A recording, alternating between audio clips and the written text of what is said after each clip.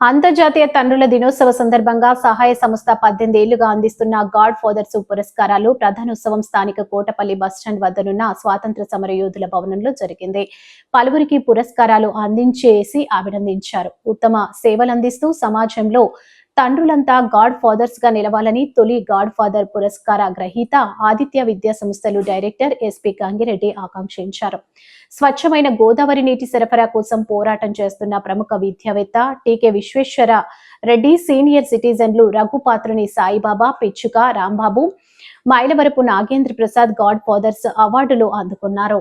నగర ప్రముఖులు నండూరు సుబ్బారావు, దుర్వాసుల సత్యనారాయణ అతిథులుగా పాల్గొని ప్రసంగించారు. సహాయ సంస్థ నిర్వాహకులు మాదిరాజు శ్రీనివాస్, పివిఎస్ కృష్ణారావు, దేశరెడ్డి బలరామనాయుడు ఆధ్వర్యంలో కార్యక్రమం జరిగింది.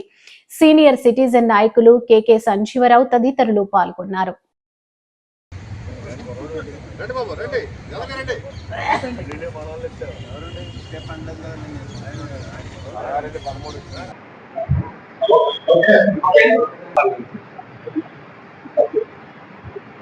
మాకు తంజీరో అప్పుడు మీకు మిగిలేడు మా దాంట్లో ముగ్గురు ఆయన అంత వేలో ఉన్నాడు. హైదరాబాద్ తంజీరా